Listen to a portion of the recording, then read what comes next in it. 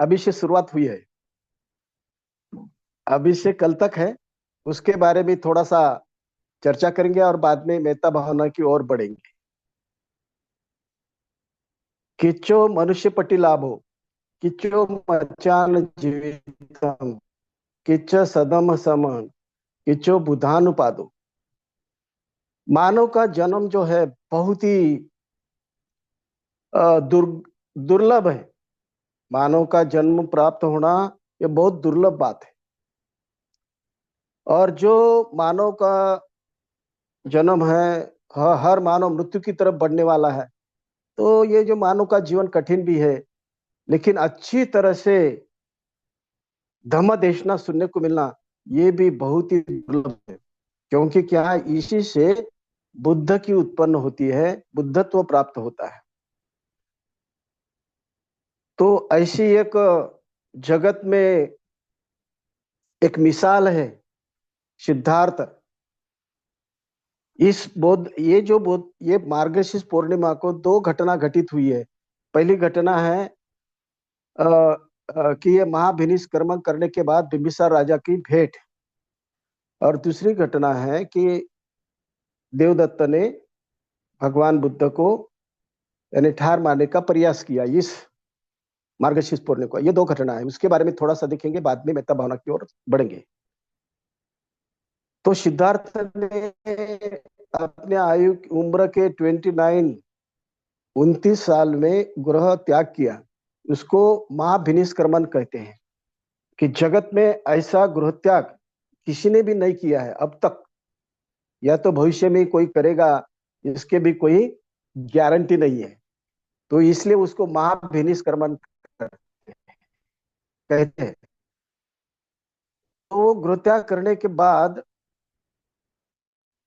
यानी बिंबिसार राजा की राजधानी वहां पर आ गए और वो पांडव पर्वत पर उन्होंने उनका मुक्काम था। और सुबह उठकर वो बिंबिसार राजा की राजधानी राजगृह में वो भिक्षाटन के लिए गए। तो सभी लोग उनकी ओर आकृष्ट हो गए, सभी लोग, और सब उनके पीछे पीछे जाने लगे। राजा बिंबिसार जब अपने महल से देखता है ये क्या घटित हो रहा है, कौन है, तो उन्होंने उनके सैनिक को भेज दिया, जा देख कर आ, उनको आमंत्रित कर अपने महल में। उनका सैनिक गया, उनको उन्होंने विनती की कि राज दरबार में बिंबिसार राजा ने आपको आमंत्रित किया है। लेकिन सिद्धार्थ ने उसकी तरफ कुछ ख्याल नहीं दिया। भिक्षाटन करने के बाद वो पांडव टेकड़ी तरफ गए, और वहां जाने के बाद वो सैनिक भी वहां पर जाके सब देखकर आ गया, और बिंबिसार राजा को आगे आकर वो वृतांत बता दिया। फिर राजा बिंबिसार रथ में सवार होकर वहां तक जाता है, और बाद में रथ से उतर कर उनको मिलने के लिए जाता है सिद्धार्थ। तो राजा बिंबिसार उस वक्त 24 साल का था और सिद्धार्थ 29 साल का, यानी 5 साल से राजा बिंबिसार की आयु उनसे कम थी। क्योंकि राजा बिंबिसार उनके आयु के 15वें साल में ही राजा बन गए थे। तो राजा बिंबिसार ने वहां जाकर सिद्धार्थ का स्वागत किया, और वो कहते हैं कि आप आगे मत जाइए, क्योंकि क्या ये इस तरुणपन में ऐसा संन्यास लेना ये बातें कुछ अच्छे नहीं है। आप राजपुत्र हो और मेरे मित्र के पुत्र हो, तो आप क्या करो कि मैं मेरा आधा राज्य आपको देता हूं, आप यहां पे ठहरो। लेकिन सिद्धार्थ कहता है कि मैं आपका राज्य जो है वो स्वीकार करने के लिए तैयार नहीं हूं। मुझे यदि किसी ने इस पृथ्वी का भी राज्य दिया, समूचे पृथ्वी का भी राज्य दिया, तो भी मैं ठहरने वाला नहीं हूं। यानी इतना उनका अधिष्ठान था सिद्धार्थ का, इस जगत में जो भी दुख है उस दुख का मूल कारण मुझे संशोधन करना है, और इसलिए मैं यहाँ पे ठहरता नहीं। तो फिर बाद में वहां पर वो 5 परिवारजक आ गए, और उस 5 परिवारजक ने उनको कहा कि शाक्य और कोलिय में युद्ध समाप्त हो गया, युद्ध स्थगित हो गया है और आप वापस जा सकते हो। लेकिन सिद्धार्थ ने कहा मैं वापस जाने वाला नहीं। वो आगे गए, भृगु ऋषि के आश्रम में गए, बाद में आलार कालाम के आश्रम में गए, बाद में उद्दक रामपुत्र के आश्रम में गए, और इसी तरह अंततः बौद्ध गया में जाकर वहां पर उन्होंने बुद्धत्व प्राप्त किया। बौद्ध गया ऐसे कहते हैं, बौद्ध गया की पश्चिम की ओर एक कॉर्नर में ऐसा लिखा है कि दुनिया का मध्य भाग, मध्य बिंदु, ये बुद्ध गया का स्थल है जहां पर भगवान बुद्ध को बुद्धत्व प्राप्त हो। और ये ऐसा स्थल है कि जो पृथ्वी ये भार सहन सकेगी, किसका भार? बुद्धत्व का। इसलिए वो मध्य बिंदु है जगत का, पूरे पृथ्वी का। तो ये पढ़ने के बाद तो ऐसा लगता है कि इस मुझे भगवान बुद्ध ने कैसा सोचा होगा कि ये पृथ्वी का मध्य भाग है, यहाँ पे उनको बुद्धत्व प्राप्ति करना है, वगैरह वगैरह। समुचे जगत के लोग रात और दिन इधर बौद्ध गया की तरफ आते हैं। तो ये कितना यानी एक अद्भुत चमत्कार है भगवान बुद्ध के बारे में। इतने महान कि न भूतो न भविष्यति, ऐसा उनका चारित्र है। तो भगवान बुद्ध को बुद्धत्व प्राप्त होने के बाद राजा बिंबिसार को उन्होंने अभिवचन दिया था कि मुझे बुद्धत्व प्राप्त होने के बाद आपको मिलने को आऊंगा। तो इसलिए राजा बिंबिसार को मिलने को आ गए। आने के बाद राजा बिंबिसार ने बहुत स्वागत किया उनका, और राजा बिंबिसार और उनके साथ मंत्रिमंडल और उनकी सब प्रजा, ऐसे 1.5-2 लाख लोगों ने बौद्ध धर्म की दीक्षा ली सबसे पहले। इतने ज्यादा महान तादाद। और राजा का बहुत ही प्रिय ऐसा वेणुवन था राजगृह में, राजगृह के पास वो वेणुवन प्रथम दान दिया है भगवान बुद्ध को। तो इसी प्रकार भगवान बुद्ध की ये प्रथम भेंट इस मार्गशीर्ष पूर्णिमा को हुई है। और दूसरी जो घटना है, देवदत्त देवदत्त बचपन से ही भगवान बुद्ध का बहुत ही तिरस्कार करता था। जब देवदत्त ने उस बगीचा में हंस को बाण मारा था और पक्षी घायल होकर नीचे गिर गया था, तो सिद्धार्थ ने उसको हाथ में पकड़ लिया, उसको शुश्रूषा की, उसके प्राण बचाया। तो देवदत्त आकर कहता है वो पंछी मेरा है, क्योंकि मैंने बाण मारा है, मेरा अधिकार उसके ऊपर है। लेकिन सिद्धार्थ ने उसको दिया नहीं। वो कहता है जो प्राण बचाने वाला व्यक्ति उसका मालिक होता है। तो फिर ये जो मामला है न्यायाधीश की तरफ, पंच न्यायाधीश की तरफ गया, और न्यायाधीश ने निर्णय दे दिया कि जो जान बचाने वाला व्यक्ति उसका मालिक होता है। तो ये सुनकर देवदत्त बहुत ही क्रोधित हो गया, और वहां से, उस घटना से सिद्धार्थ का बहुत ही ज्यादा वो तिरस्कार करने लगा। फिर बाद में वो संघ में प्रवेशित हो गया। प्रवेशित होने के बाद एक दिन तो भगवान बुद्ध को कहता है कि आप वृद्ध हो चुके हैं और मुझे इस संघ का उत्तराधिकारी डिक्लेयर कर दीजिए। तो भगवान बुद्ध ने कहा मेरे संघ का उत्तराधिकारी मेरा धम्म है, धम्म धम्म ही अधिकारी है हम, और कोई भी नहीं हो सकता। तो ये सुनने के बाद तो बहुत ही क्रोधित हो गया वो, और अंत में ऐसी योजना उसने बनाई कि भगवान बुद्ध को ठार मारने का। तो कोई धनुष्यधारी को उन्होंने कुछ यानी लास्ट पद देके उसको उनकी तरफ भेज दिया ठार मारने के लिए। लेकिन वो धनुष्यधारी भगवान बुद्ध का शिष्य बन गया। और दूसरे बार नालागिरी हत्ती भेज दिया, उनको मध्य वगैरह पिला के। लेकिन वो नालागिरी हाथी जैसे ही भगवान बुद्ध के पास नजदीक आ गया, भगवान बुद्ध ने अपनी मैत्री के किरणों से उसकी तरफ देखा तो शांत हो गया, और भगवान बुद्ध के आजू बाजू में 3 प्रदक्षिणा करके बैठकर उनको तिरुवार वंदन किया, और बाद में वो चला गया। ये 2 घटना भी उनकी अयशस्वी हो गई। तो फिर देवदत्त ने सोचा कि खुद कुछ तो करना चाहिए। फिर देवदत्त ने उस गुरुद्धकूट पर्वत जो है, ऊपर से एक बहुत बड़ी शिला, दगड़ की शिला क्या की उसने, भगवान बुद्ध की ओर ढकेल दिया। भगवान बुद्ध नीचे पायथा में वो ध्यान साधना कर रहे थे। तो वो दगड़ी शिला जैसे जैसे आती रही तो उसके छोटे छोटे टुकड़े हो गए, और भगवान बुद्ध के पांव को थोड़ी सी उसकी एक छोटा सा जख्म हो गई थी। तो इसी तरह देवदत्त ने भगवान बुद्ध को ठार मारने का बहुत प्रयास किया, लेकिन हो नहीं सका। अंत में तो देवदत्त बहुत ही रोगग्रस्त हो गया, और बाद में वो कहता है उसके शिष्यों को, मुझे भगवान बुद्ध को मिलने के लिए जाना है। लेकिन भगवान बुद्ध को किसी ने ये बात में कह दी, देवदत्त आपको मिलने के लिए आ रहे हैं। तो देवदत्त, भगवान बुद्ध कहते हैं मेरे को ये जैतवन में वो आ नहीं सकता है, बोले यहाँ तक। तो उनके शिष्यों ने चारपाई पे बिठा के लाते हैं, लेकिन जैसे जैतवन के नजदीक आ गए तो उनको प्यास लग गई, तो पानी पीने के लिए नीचे रखकर वो चले गए। और जब ये देवदत्त बहुत ही अस्वस्थ होता है जल्दी भगवान बुद्ध को मिलने के लिए, जैसा ही वो चौपाई से पांव बाहर रखता है, वहां पे दलदल होती है, और उसमें जाकर वो अंत होता है उसका, गुजर जाता है, मर जाता है।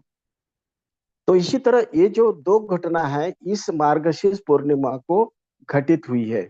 ये ऐसा इस 2 घटना के बारे में बहुत ही इंपॉर्टेंस इस मार्गशीर्ष पूर्णिमा का है। तो आगे बढ़ेंगे। मित्ता विकास ध्यान साधना की चौथी पायरी के बारे में मैं आपके साथ चर्चा करने वाला हूं, क्योंकि पहले 3 चरण के बारे में आपके साथ चर्चा की है। पहला चरण, दूसरा चरण, तीसरा चरण।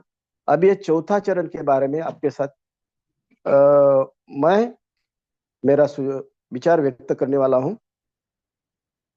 भगवान बुद्ध की शिक्षा के अनुसार मैत्री का अर्थ क्या होता है, मेत्ता का अर्थ क्या होता है? विश्व के सभी सजीव प्राणी के प्रति सुख समृद्धि और उनकी निरोगी जीवन की कामना कर, ये मेत्ता का अर्थ होता है, मैत्री का अर्थ होता है। इस दुनिया में रहने वाले सभी सजीव, सभी मानव, उन सबकी सुख समृद्धि की और उनकी निरोगी जीवन की कामना कर, उसको मेत्ता कहते हैं। भावना यानी वृद्धि करना, यानी विकास करना। ये जो भावना है सभी जीवन के सुख के प्रति की जो भावना है उसका विकास करना, उसको मेत्ता भावना कहते हैं। मेत्ता भावना करते करते समय पहले चरण में खुद के प्रति मेत्ता भावना करके आत्मविश्वास बढ़ा सकते हैं आप। पहले चरण में क्या करना है? खुद के प्रति मैत्री करना है, और जब खुद के प्रति मैत्री करते हैं तो अपना आत्मविश्वास बढ़ता है। तो अपना आत्मविश्वास कितना बढ़ता है कि बहुत ही ज्यादा, यानी 100% इतना आत्मविश्वास बढ़ सकता है, और अपन जो भी चीजें करना चाहते हैं जिंदगी में वो उसमें यशस्वी होते हैं। जो भी अपन अधिष्ठान करते हैं उसमें अपन सहजता से यश प्राप्ति कर सकते। इतना आत्मविश्वास अपने को पहले चरण से, मेत्ता भावना के पहले चरण से खुद के ऊपर मैत्री करने से इतना लाभ अपना होता है। तो इसलिए ये मेत्ता विकास ध्यान साधना हर दिन करना है। ये आत्मविश्वास के बगैर जिंदगी में अपन कुछ भी नहीं कर सकते हैं। आत्मविश्वास यदि है जो चाहे चीज वो अपन हासिल कर सकते। जैसे डॉक्टर बाबा साहब आम्बेडकर जी कहते थे, मैं जो भी मन में ठहराऊंगा, जो भी बात, तो मैं उसमें यशस्वी होऊंगा, ऐसा वो कहते थे। और वैसी उनके पूरे जिंदगी में उन्होंने ये हासिल किया। जो भी उन्होंने विचार किया उसमें में वो यशस्वी हो गए। इसलिए अपन क्या करना चाहिए? पहले चरण की ध्यान साधना खुद के प्रति मैत्री करने से अपने जीवन में बहुत आत्मविश्वास निर्माण होता है। और दूसरे चरण में क्या करते हैं? अपन अपना प्रिय मित्र के प्रति जो अपनी मैत्री पहले चरण में जो मैत्री अपन हासिल किए हैं, वो मैत्री भावना, वो मेत्ता अपन अपने दूसरे चरण में अपने प्रिय मित्र को भेज सकते हैं। देखिए, तो इसलिए अपन दूसरे चरण में क्या करते हैं, जो भी मेत्ता अपन हासिल किए पहले चरण में, वो मेत्ता अपन दूसरे चरण में अपने प्रिय मित्र तक भेज सकते हैं। और अपना तीसरा जो चरण है, त्रस्त व्यक्ति के बारे में मैत्री करके अपने हृदय में, अपने चित्त में जो विधायकता है, वो त्रस्त व्यक्ति तक अपन भेज सकते हैं तीसरे चरण में।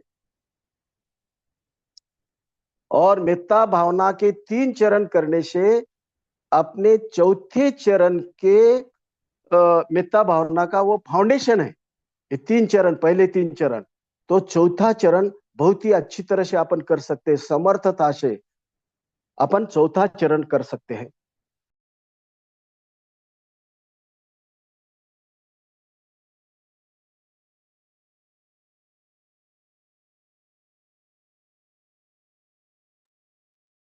माइक बंद हो गया विमल सिद्धि जी आपका।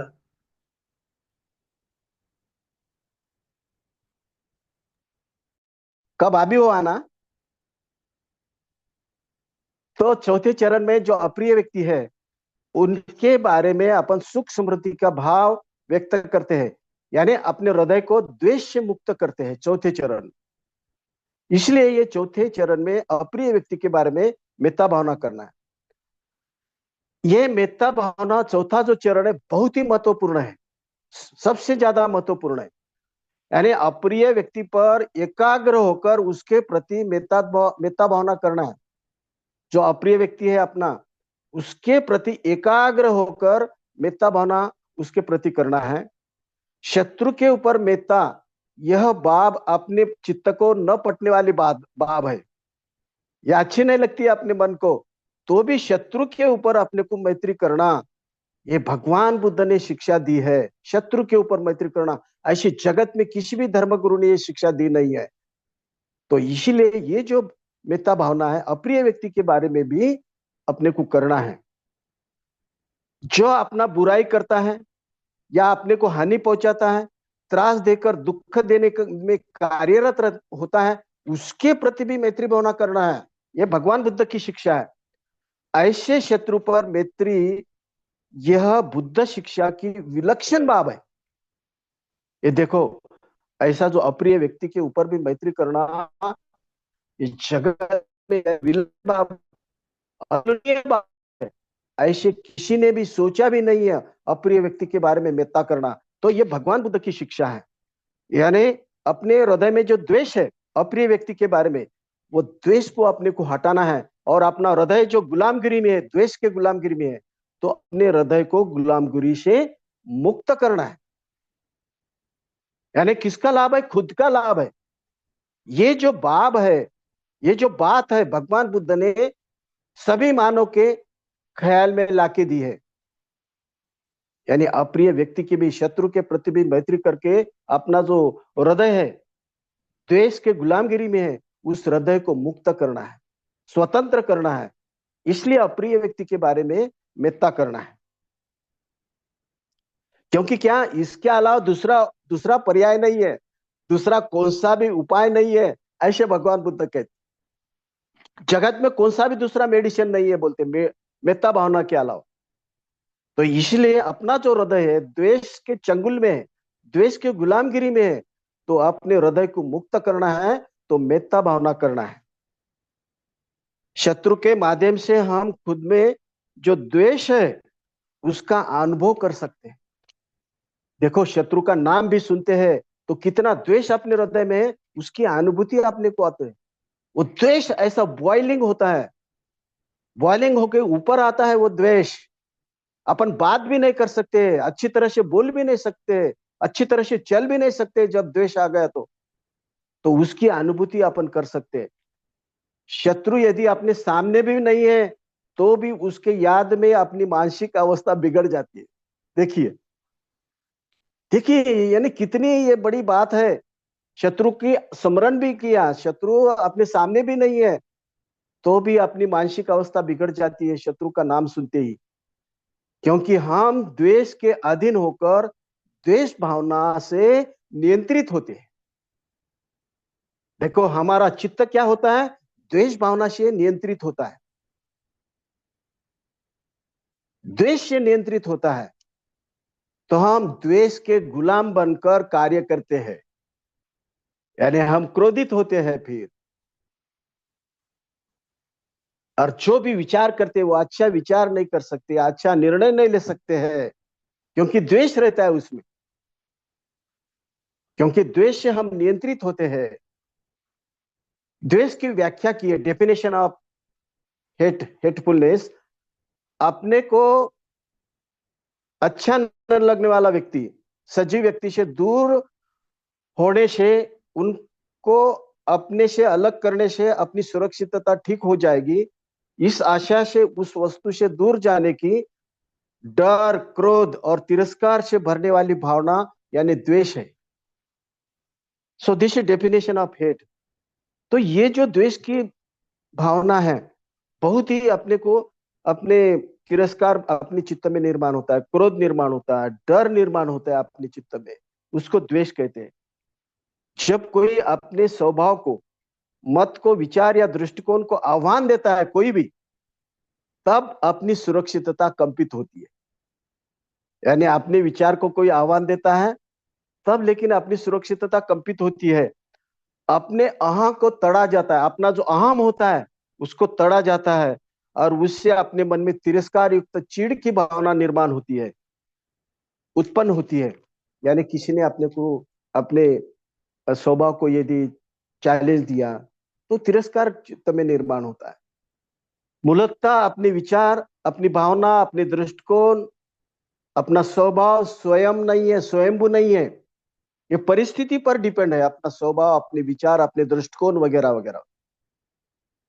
देश काल परत्वे, कौटुंबिक, सामाजिक और सांस्कृतिक संस्कार से उनकी जड़न गड़न होती है।